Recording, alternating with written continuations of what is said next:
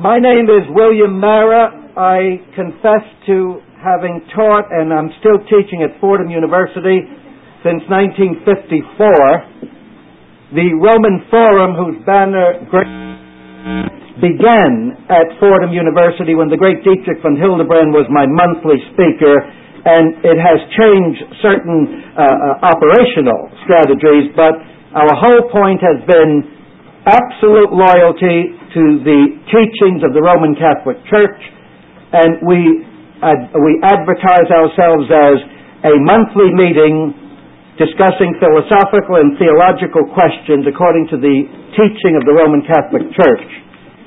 My own topic today is the cowardice of Catholic politicians. I think many of you recognize to my left a great Catholic, I won't say politician, a great Catholic statesman.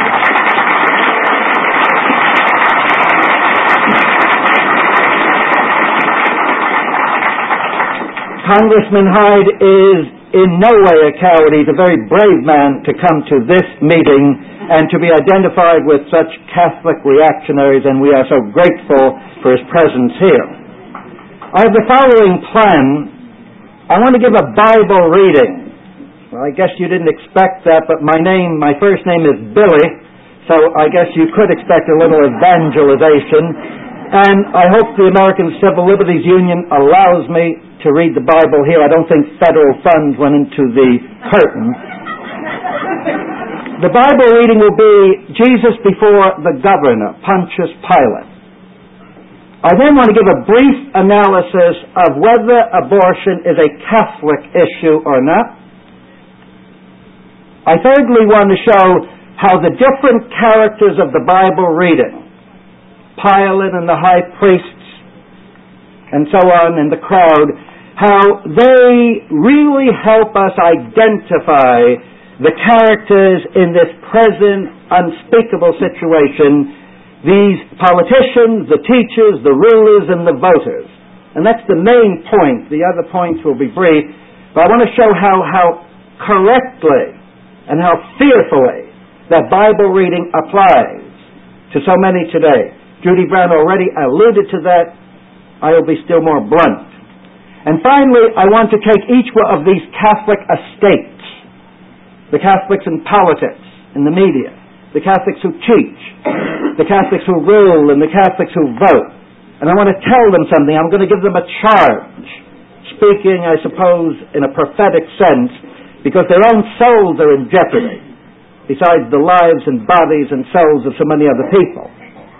And the whole sense of this charge is to tell Catholics, at least, because they have the least excuse, above all Catholic leaders, it is time to stop the infamy.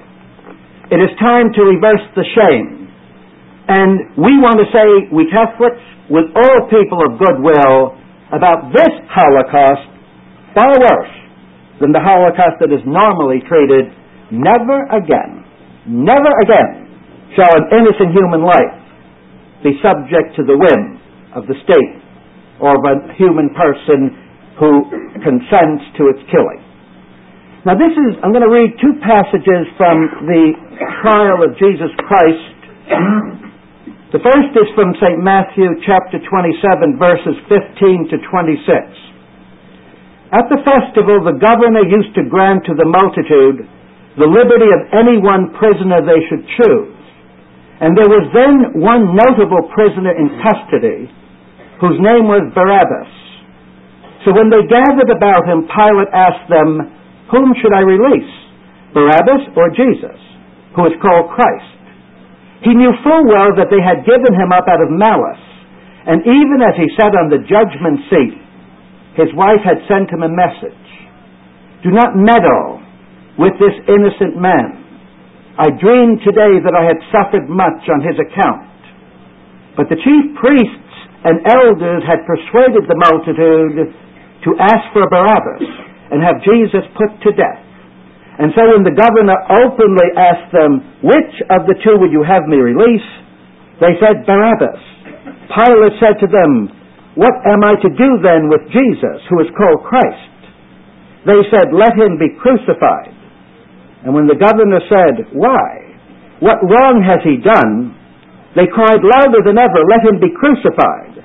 And so, finding that his good offices went for nothing, and the uproar only became worse, Pilate sent for water and washed his hands in full sight of the multitude, saying as he did, "I have no part in the death of this innocent man.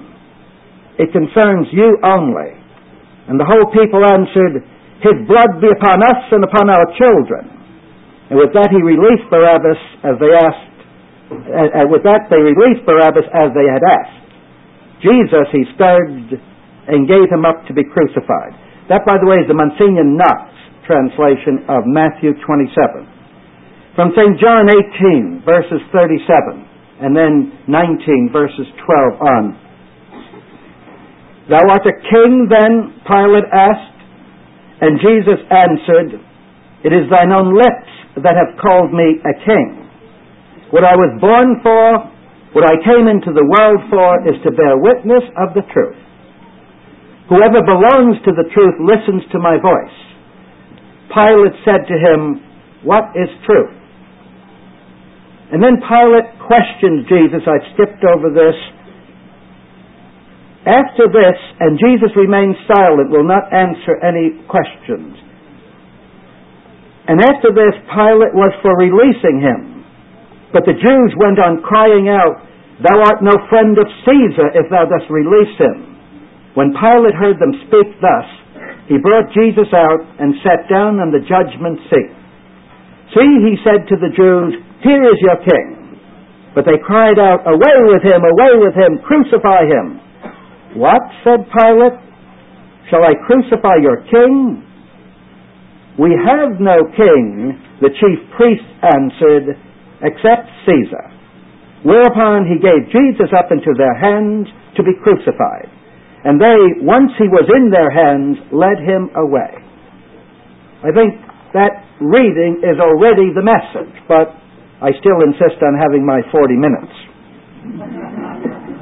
Is abortion a Catholic issue? There are two senses in which the answer is no. The first is the shameful facts of politics. Judy Brown's ALL, All About Issues, had an excellent summary, a depressing summary, of states wherein Catholic voters were in the majority, states which had Catholic statesmen or politicians as their chief executives or senators, and it's depressingly clear that the Catholics in no way are taking any initiative to preserve life. As Judy said, they're embarrassed by it. They know it's a no-win issue. If you stand up for life, you're bound to lose this or that part of the constituency. And therefore we have the shameful fact. For example, in New Jersey, over 40% of the New Jersey people are Catholic. Both of our senators are pro-death, pro-abortion. One of them a handsome basketball player who's elected because he can dribble on the court.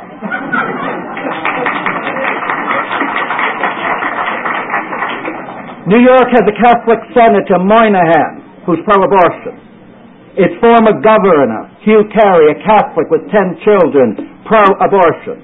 And its present governor, Mario Cuomo, pro-abortion, who not only tolerates it, despite his allegedly being personally offended by it, but funds it, on the grounds that otherwise there would not be equal justice for the poor.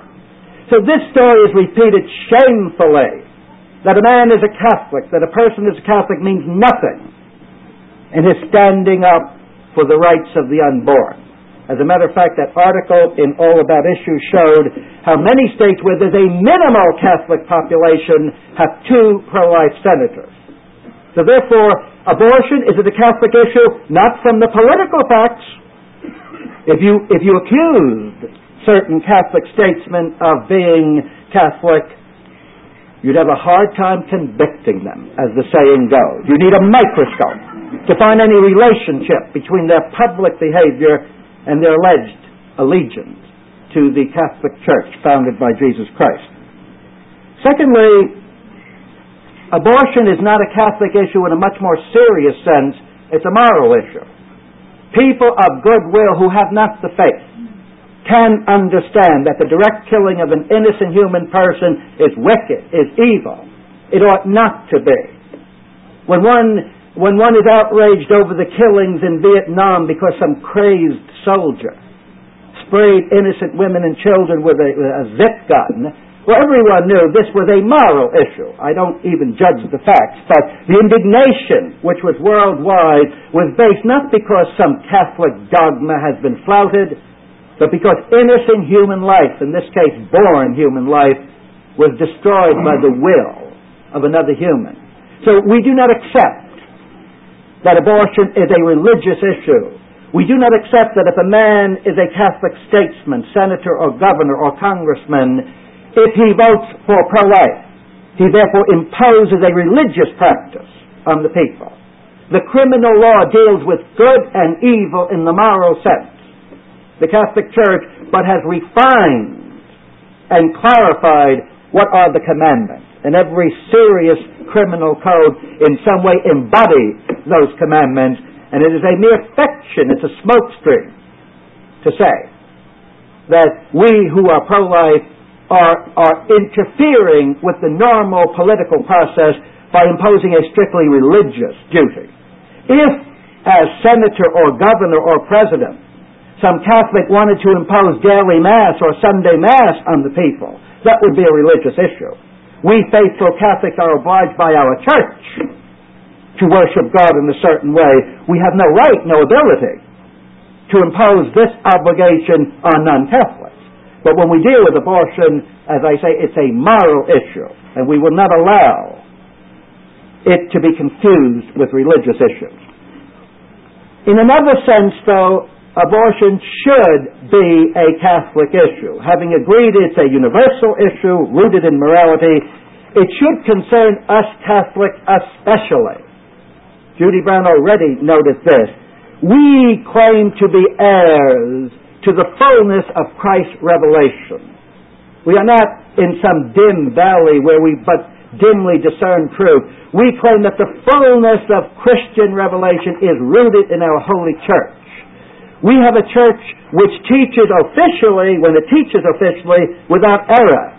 It teaches God's holy will concerning faith and morals. In season and out of season, however, our church reads from the pulpit the Word of God. And when one absorbs the messages of Christ about holiness and good and evil, season after season, when it's popular or when not, there's no excuse for us Catholics, at least, to betray our faith, to act as if we don't know. We have to conform ourselves to the secular process.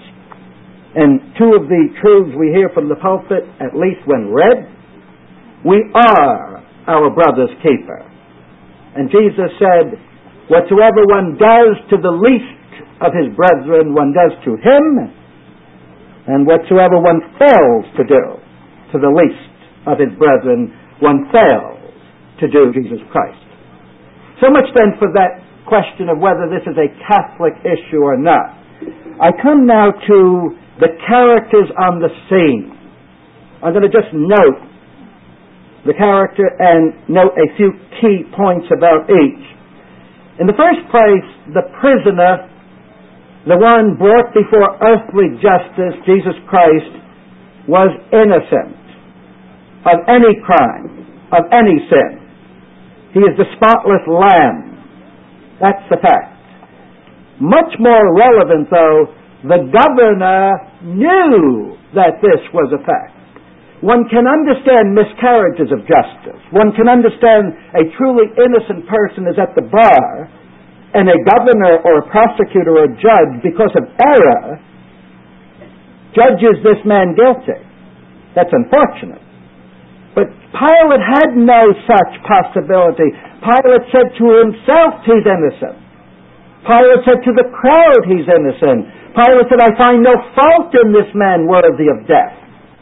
So here is a chilling fact. You could have shown Pilate, in other words, the silent scream. And his answer would be, I know it. There's an innocent person there. So that's the second fact. The third fact is he was a coward, which is the topic of my talk today. the cowardice of Catholic politicians. The others are a new problem. Many of them are mere time servers or in error or whatever. But I'm talking about Catholics. Pilate was a coward. He feared. What did he fear? Well, in the first place, he feared higher authority. He was but the procurator. He was a provincial official. But in Rome, the emperor lived. And the crowd said, if you free this innocent man, you are no friend of Caesar. In other words, the crowd told Pilate that Jesus was setting about to have a political kingdom on earth, a rival to Caesar. So Pilate feared the emperor. If word gets to Rome that because you judged an innocent man innocent and let him free, the emperor will hear of this. So the coward Pilate went against his conscience, went against his knowledge, condemned an innocent man to death because he feared an emperor. Secondly, at least though you say the emperor is higher than he, the emperor could send legions, secret service, as it were, to dispatch a recalcitrant governor. But Pilate also feared people lower than he. He was sitting on a seat of authority, and the mob, the crowd, was out there, maddened by whom? By the priests. The crowd was out there, crucify him, crucify him, and Pilate feared the crowd. A real courageous leader, a real prophet, a despicable person, Pontius Pilate. Pilate did not fear God. All this rhetoric about conscience, by the way, that one hears in the current affair, means only this: when in fact you think something is sinful, like killing an innocent or lying to increase your wealth, and even if legitimate authority forces you or commands you to do what you think is to be sinful, you have to say, I respect legitimate authority, but I fear God more. That is the only conscience plea which makes any sense. Pilate had a conscience. He knew Jesus was innocent. He feared the crowd. He feared Caesar. He did not fear God. Or perhaps he feared God a little bit, but the pressures were too overwhelmingly. Again, Pilate washed his hands. We ought to create the Pontius Pilate Basin of Water Award and give it to the biggest coward in the Catholic Church.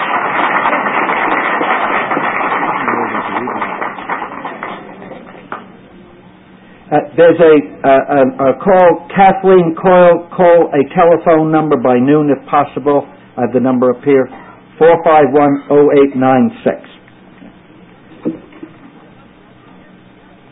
I want to read that sentence again. When he washed his hands, he brought out the basin of water.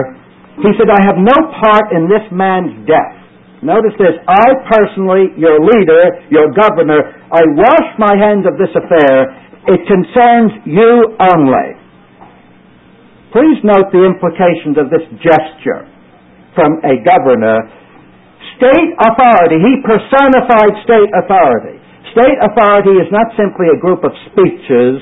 It's not simply a lot of letters written on a paper called the law. State authority uses might. It has soldiers. It has sheriffs. It has prisoners, handcuffs. The entire might of state authority is justified in only one sense, namely, one ought to use might on the side of right. One ought to use police power on the side of innocence. Otherwise, the police are gangsters. They're tyrants. But when a machine gun, a bomb, even a nuclear weapon, is used to defend innocence against evil, when one puts might on the side of right, and assuming that one does it in the correct way, which is still possible in the nuclear age, this is the God-given way of backing up authority. What did our governor of 2,000 years ago say? He says, it's not my problem, you people, it's up to you.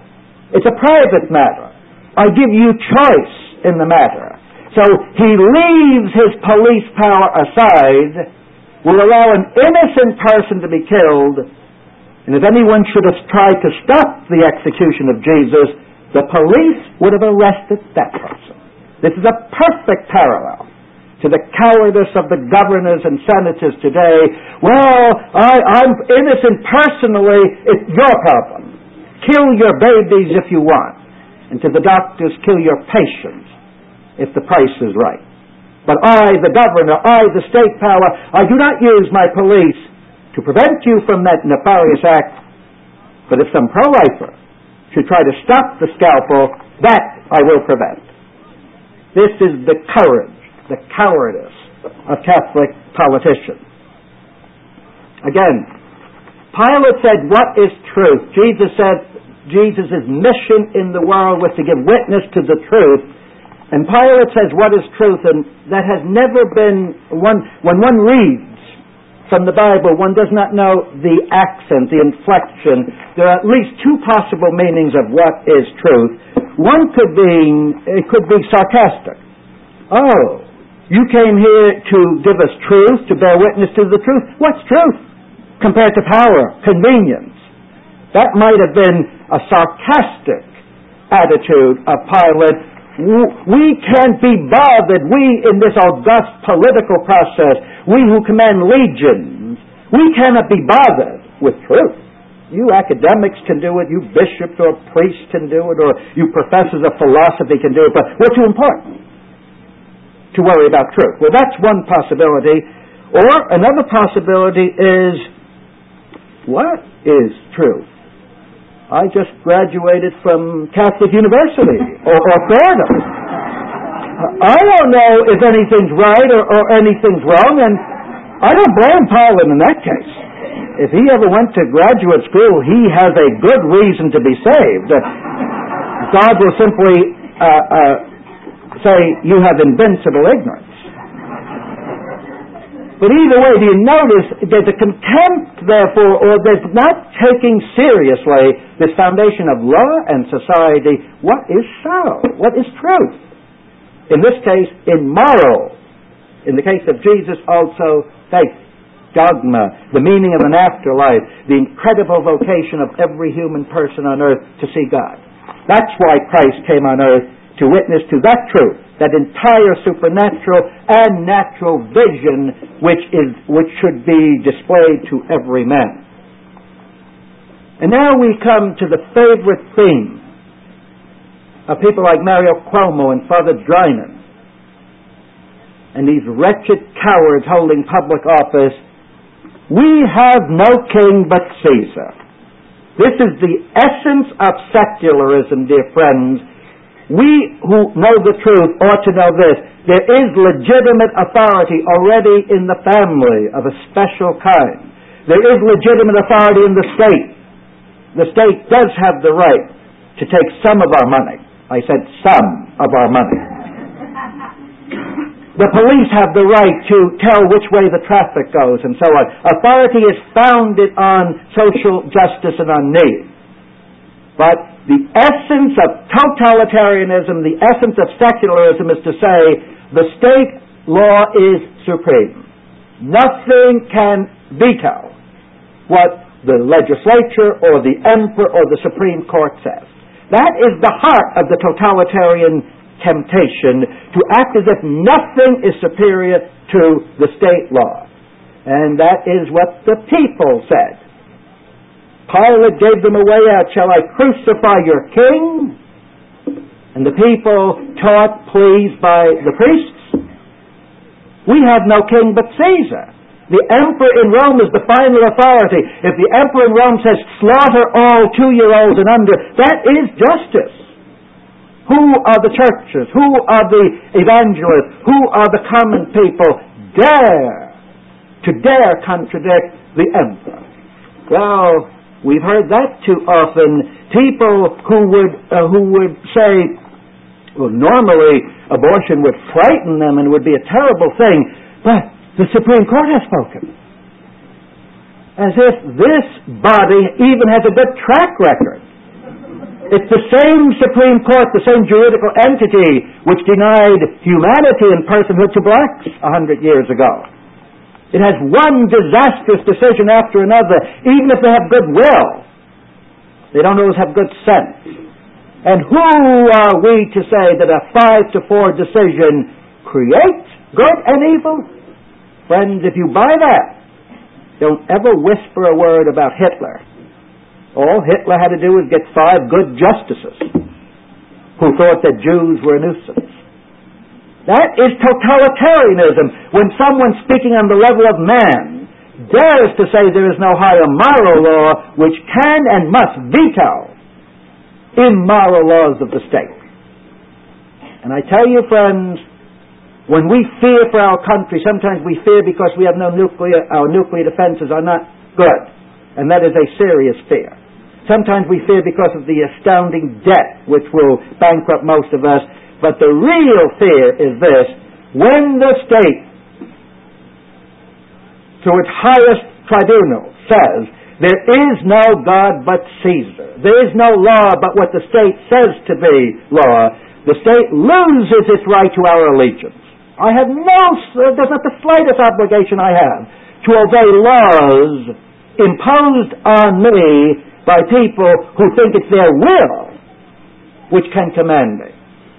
It's only because they exercise authority in the name of God that I feel bound in conscience. The state will survive for a while. It has the police power, the money, the establishment, but it will lose the allegiance, and it deserves to lose the allegiance of the people, because it dares substitute its civil wisdom for God, and will not allow a higher power to veto it. Once in a while, it's convenient for people to discover that higher power. For example, in Vietnam, the Catholics were very energetic, the liberal Catholics. Father Dan Berrigan, he discovered a new commandment: "Thou shalt not kill a North Vietnamese." That was the real commandment. And in the name of this highest imperative, he would disobey or break any federal law. His principle was accurate. I don't know if his application was, but if the state is engaged on something immoral, it first of all cannot bind us. Secondly, it ought to be resisted, else the state commits suicide. One final note: as this shameful judgment transpires, Pilate's wife sends him a note. That's why it might have been providential I had this. It seemed as if that note came from Pilate's wife. And please, may I note this: Pilate's wife is a woman.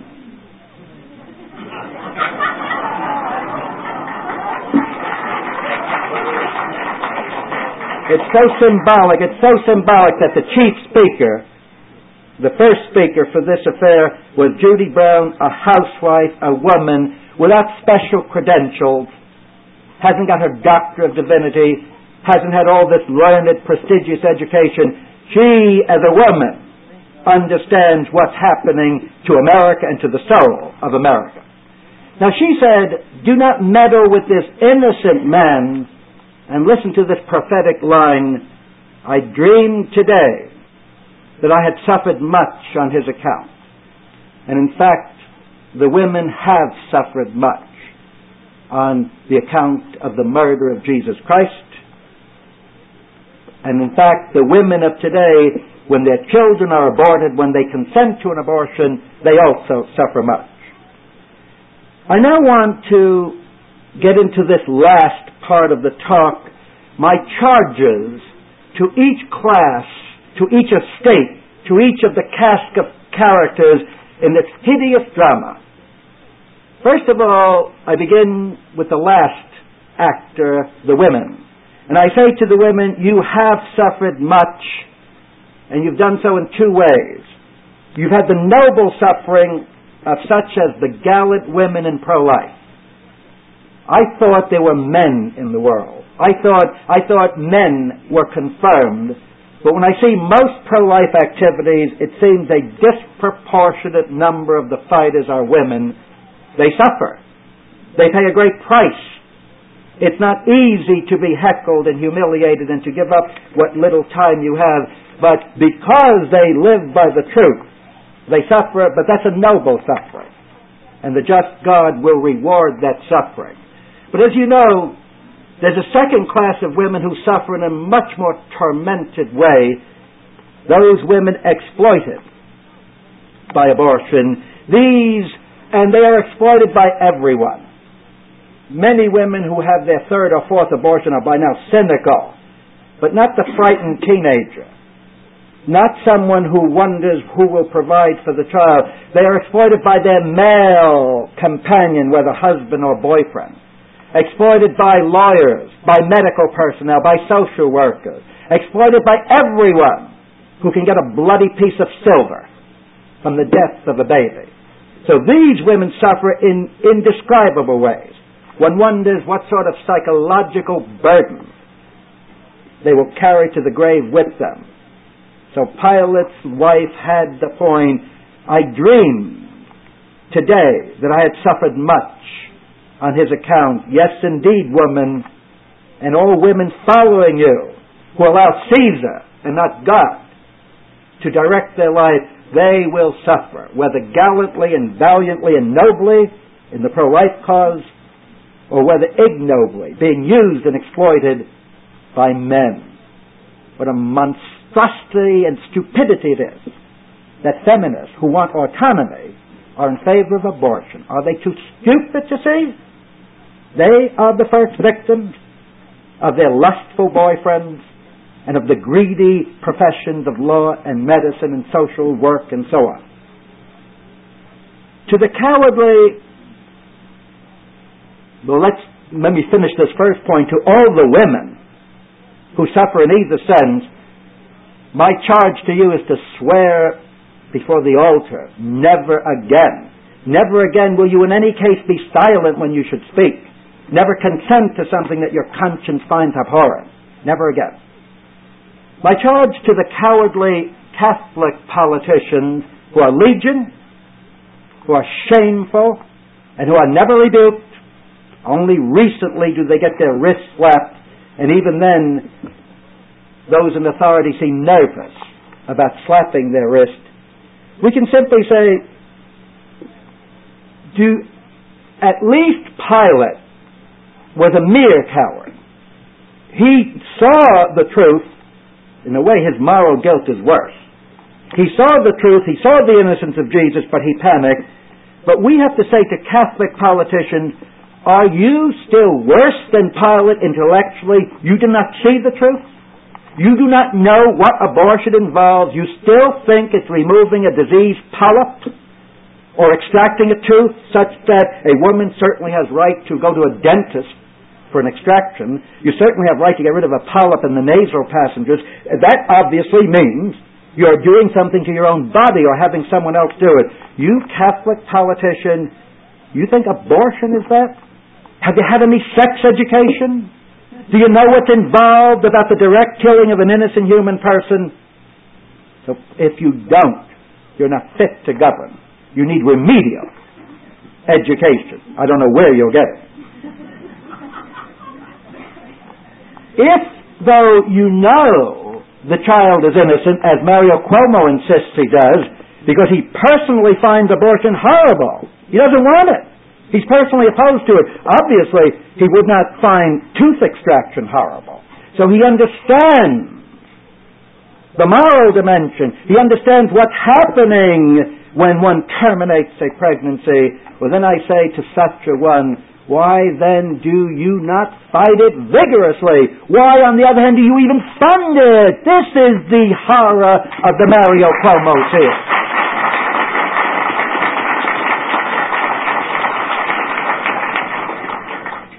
And please note this, we say to all the Catholic politicians who have disgraced the name of Christ and the Catholic Church, don't give us this, what is truth? There is a truth. You can know the truth, certainly about this. I have a special charge to Mario Cuomo. I have a special sensitivity to that man because he's Italian. So am I. And I mean to save the honor of the Italian nation by opposing that phony Catholic who is using this family rhetoric.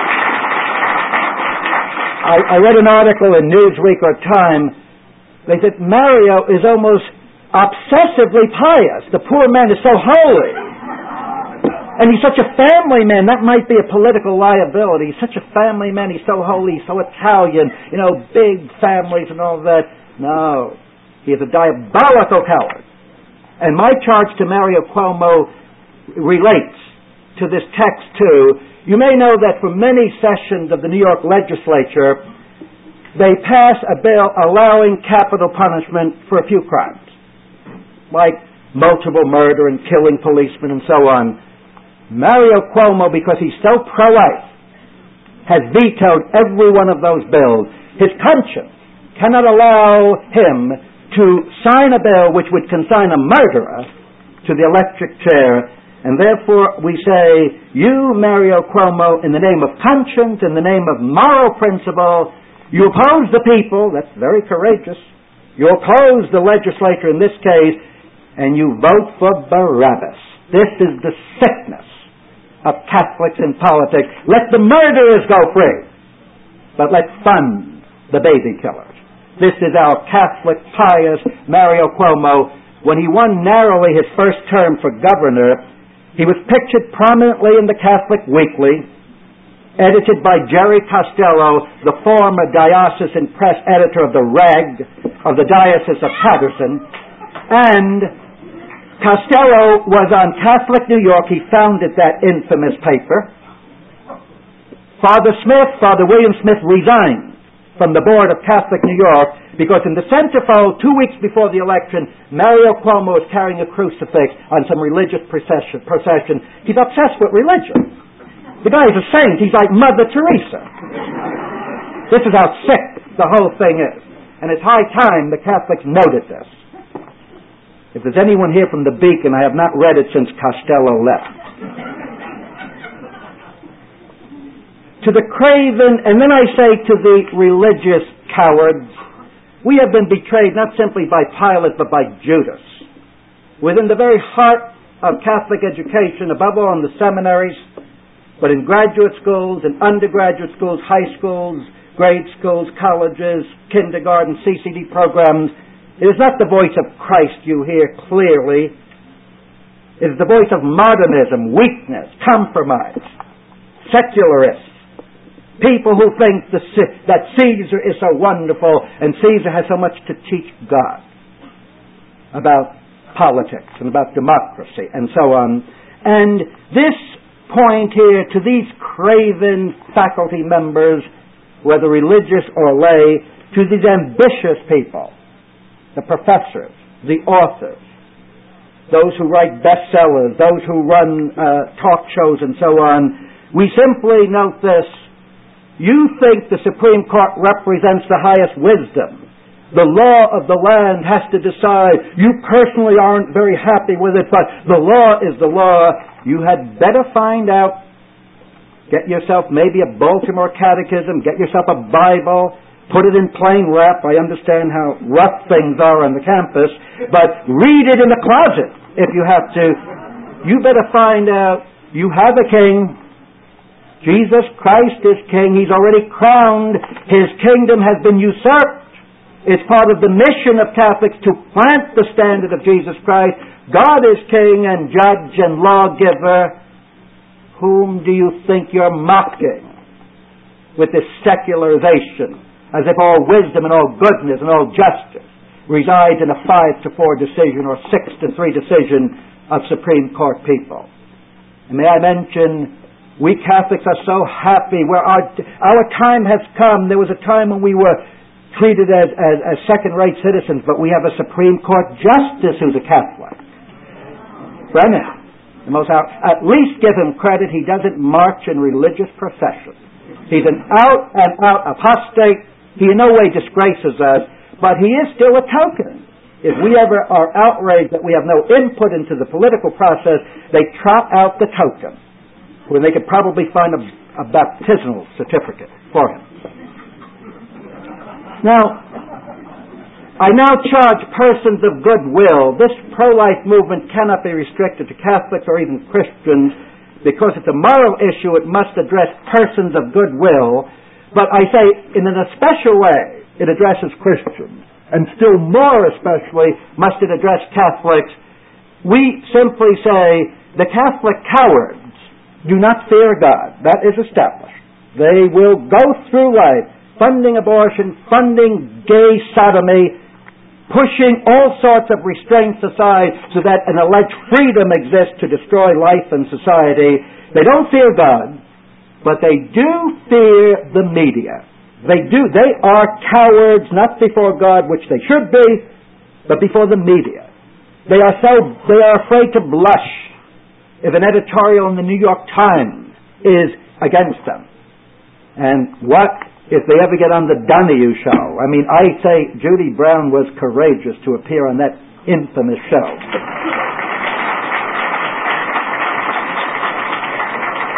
Now, what is my charge to people of goodwill, but especially Catholics and Christians? The charge is twofold. In the first place, pray. And if you belong to the Joel Society, fast every Friday. Pray that they will learn to fear God. This is the happy ending to Dr. Bernard Nathanson. He had a horrible beginning. Somewhere along the line he converted. And he is one of our strongest forces. So it may be that among that craven crowd of cowards, among that sickening group who have blood on their hands, there will be some touched by grace. So let us earnestly pray for the butchers, that they may see the enormity of their wrong and repent. Meanwhile, don't wait too long. I mean, keep praying that, but don't act as if tomorrow they'll be cured. Meanwhile, if you, the small Catholic, coward or not, if you act the way Judy Brown insists, and the way so many good leaders in the pro-life movement insist, these cowards will fear your political activists. You can spread the alarm, sound the alarm on these imposters who pose as friends of the family, on good-looking foot basketball players who represent you in New Jersey, on slick-talking professors like Moynihan, who represented you in the UN, and then in New York State. In other words, we little people, informed knowledge, we can make these cowards fear us. That's the name of their wretched day.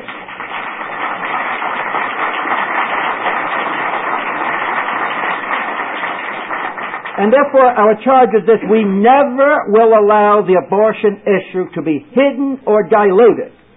We do not accept this parity of abortion with capital punishment or nuclear war even. We want the cowards, these cowards whom we put into office, we don't expect to change their hearts, although we may, but we want to change their votes because they're cowards. Let them fear us instead of the New York Times and the media, and let them, for the wrong reason, vote correctly when it comes to pro-life legislation. Now, to everyone concerned with this sickening issue, I come now to the Basin of Water. And we should swear a vow about this. We must not allow anyone at any time, any Catholic at least, because non-Catholics might have the excuse of real ignorance, not having the light of Christ in their life. But when a Catholic speaks or votes, or in any way is active on this scene of pro-life, we must never allow the defense of the Basin of Water. We must highlight the infamy of pious action. And here I quote not the Bible, but Shakespeare. I was looking up the concordance yesterday for blood.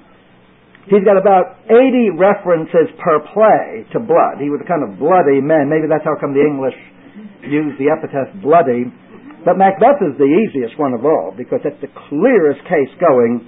Macbeth killed only 4 innocent humans.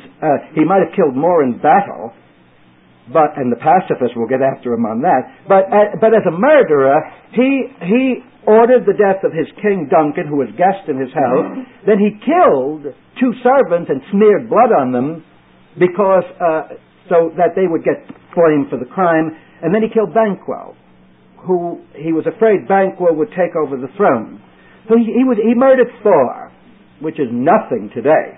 As an abortionist, that wouldn't even be a week's wages, but at least he murdered 4. They were all adults. What are the consequences of that multiple murder? Well, his wife went mad.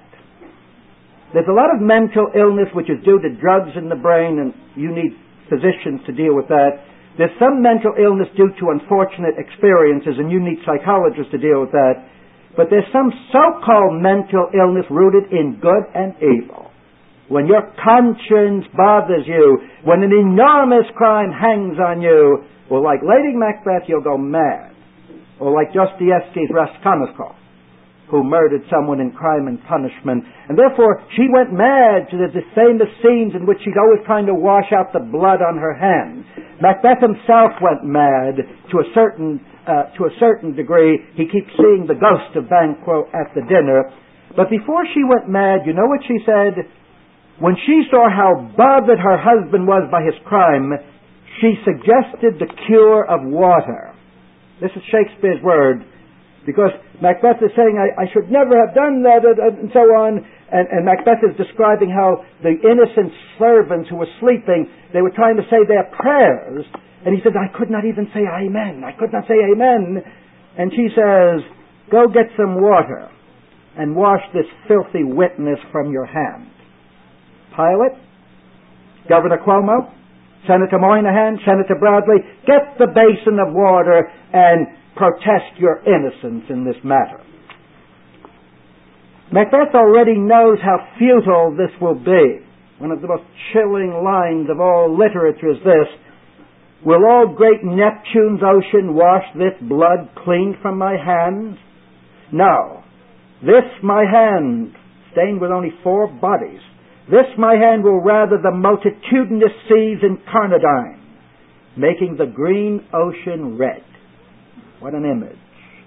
That basin of water will turn into more blood than the plagues of Moses against the Egyptians. That phony hypocrisy of washing the hands of abortion, saying it's your private decision, this will the multitudinous seas incarnadine, making the green one red. Again, when Macbeth sees the ghost of Banquo, whom he had killed, he's frightened and he says, it will have blood. They say blood will have blood. Yes, Macbeth. Yes, cowardly Catholic politician. Blood will have blood. That's one of the sins calling to heaven for vengeance, the shedding of innocent blood. Therefore, what we have to say to all of us, no more basins of water, the infamy of the deeds, the silence, the cowardice, which is the story of the churches today, with a few honorable exceptions as churches and as individuals within churches. This deserves blood. There is no other way to vindicate the justice of God. We have shed the blood of his innocent brethren. It deserves blood. And this is the real meaning of that infamous seamless garment. Cardinal Bernardine gave that talk at Fordham University, wouldn't you know?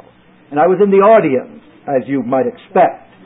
And I was probably the only man to remain seated with my arms folded as they gave him a standing ovation because he was so pro-life.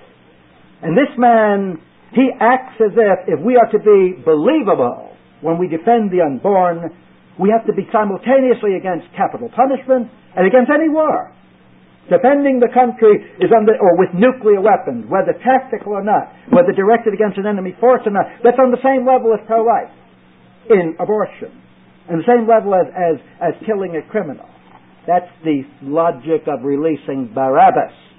We are absolutely clear that the state not only has the right, I say it often, has the obligation to execute criminals. There's nothing sinful about this. The very Moses who said, thou shalt not kill, which means murder, is the Moses who prepared capital punishment for many types of crimes. So don't give me the 10 Commandments as being the basis for your not wanting to execute criminals. Murder means the direct taking of an innocent human life, like babies, like Down syndrome people, like people in a coma. It does not mean the state's retaliation for crime. An eye for an eye is excellent justice. There may be mercy. There may be times when it's not expedient. always to have capital punishment, but there's no moral case whatsoever against capital punishment.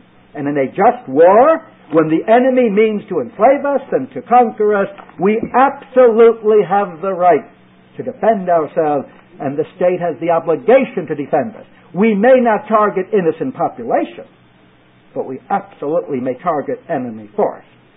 But what is the real link between abortion and war? Not what Cardinal Bernardine thinks, but what my dear friend Hamish Fraser says. We, by our consent, our silence, or our active initiative, or our real participation, we have perpetrated and allowed to blossom this unspeakable crime of abortion. It deserves punishment. There can be no justice in eternity unless the infamy is wiped out. Blood will have blood, and if God is merciful, we'll get the punishment in time, while there's still a chance to repent. And a nuclear war might be the most efficient punishment. The blood that will be shed when bombs burst on us is retribution for the cowards and the active perpetrators of this unspeakable crime of abortion. And if some innocents are also killed in the nuclear fest, they will simply see God sooner. That's not the worst thing in the world. Some people say war and nuclear war is hell. My point is true enough, but it lasts only 2 or 3 years, whereas hell is hell, and it lasts forever. And the justice of God will have to be meted to those of us who are silent when the infamy is perpetrated. I finally conclude. Someone accuses me. Someone says I say finally 5 times, but this is the last final. I think most of you here are Catholics, and I hope that your church still has Stations of the Cross, however mutilated. There are 14 Stations of the Cross, but the first one, Jesus is condemned to death. And I ask you, this is a small thing, but it might be important. Every time you go to a Catholic church with the Stations of the Cross, spend 2 minutes before Station 1. You might not have time to do the other 13, but spend 2 minutes before Station 1. Jesus is condemned to die. I read that scriptural passage from Matthew and John. Please note the characters. Impress this in your mind every week or every day or every time you make a visit to that church. You have the bloodthirsty mob. The mob is whipped this way or that depending on how they're led. The art of politics, of Christian politics, is to lead them right. You have the bloodthirsty mob whipped up by the envious and greedy and hating religious leaders. You have the cowardly governor. You have the wife of the coward and her dream. And then, as you absorb this vision, this scene, make the connection. The innocent preborn and all the innocent helpless, so many at either end of the spectrum of life, they are at the mercy today of cowards, above all Catholic cowards. Had the Catholics not been cowards, the preborn could have lived. And so too the helpless, the sick people in the hospital. But even when you have Pilate washing his hands, he delivers innocents over to mobs, to soldiers, to greedy people. So right now that is the situation. And then when you see these people, as it were, chained, ready for the execution, ready for the crucifixion, remember this, remember the words of Christ. What you and I do or fail to do to the least of these brethren, we do to Jesus Christ himself.